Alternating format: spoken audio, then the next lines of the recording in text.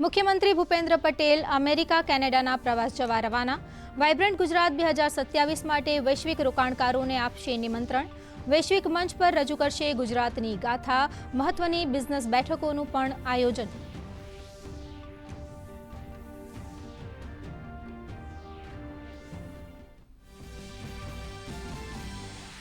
વંદે માતરમ પર રાજકીય ઘમાસાણ। ભાજપે પ્રેસ કોન્ફરન્સના માધ્યમથી કોંગ્રેસ પર ગીતના અપમાનનો લગાવ્યો ગંભીર આરોપ। કહ્યું, ફરી એકવાર જોવા મળ્યો માનસિક નક્સલવાદનો પુરાવો।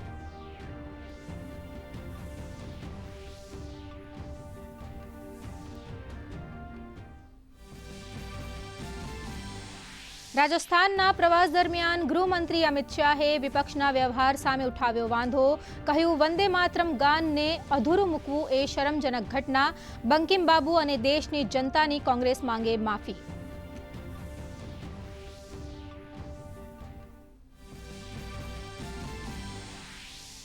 ચિત્તોડગઢમાં પૂર્વ પ્રધાનમંત્રી વાજપેયીજીની પ્રતિમાનું અનાવરણ। પુણ્યતિથિએ ગૃહમંત્રીએ આપી શ્રદ્ધાંજલિ। કહ્યું, અજાત શત્રુએ ક્યારેય સિદ્ધાંતો સાથે નથી કર્યું સમાધાન। રાષ્ટ્રપતિ, ઉપરાષ્ટ્રપતિ અને પ્રધાનમંત્રી સહિત અનેક નેતાઓએ સદૈવ અટલ પર અર્પણ કર્યા શ્રદ્ધાસુમન। ચમોલી ટનલ દુર્ઘટના બાદ બચાવ કામગીરી પૂરજોશમાં। 2 શ્રમિકોની શોધખોળ ચાલુ। મૃત્યુઆંક 8 પર પહોંચ્યો। સમગ્ર સ્થિતિ પર મુખ્યમંત્રી ધામીની ચાંપતી નજર।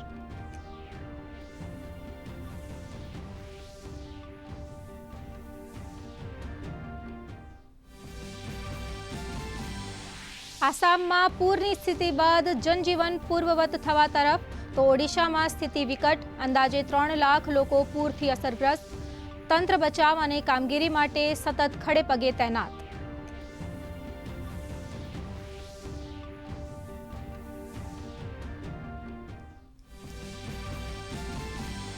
સોપારીની ગેરકાયદે આયાતના મોટા રેકેટનો ડીઆરઆઈએ કર્યો પર્દાફાશ।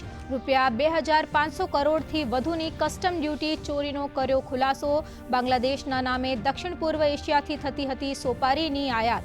160 ટન સોપારી અને 75 લાખ રોકડ સાથે 9 લોકોની ધરપકડ। આણંદના ઉમેટા નજીક રિસોર્ટમાં સર્જાઈ કરુણ ઘટના।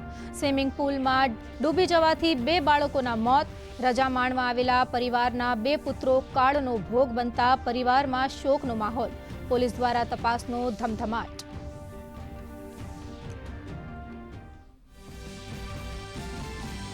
પર્યાવરણ સંરક્ષણ ક્ષેત્રે ઐતિહાસિક પગલું।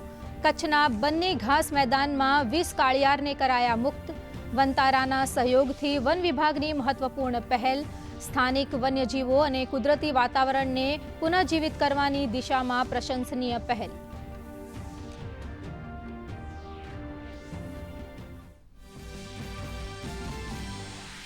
ભારત અને યજમાન શ્રીલંકા વચ્ચે પ્રથમ ટેસ્ટના બીજા દિવસની રમતમાં વરસાદના વિઘ્નથી વિલંબ બાદ આખરે મેચ શરૂ। ભારતના 5 વિકેટે 364 રન। દેવદત્ત પડ્ડિકલ 167 રન બનાવી આઉટ।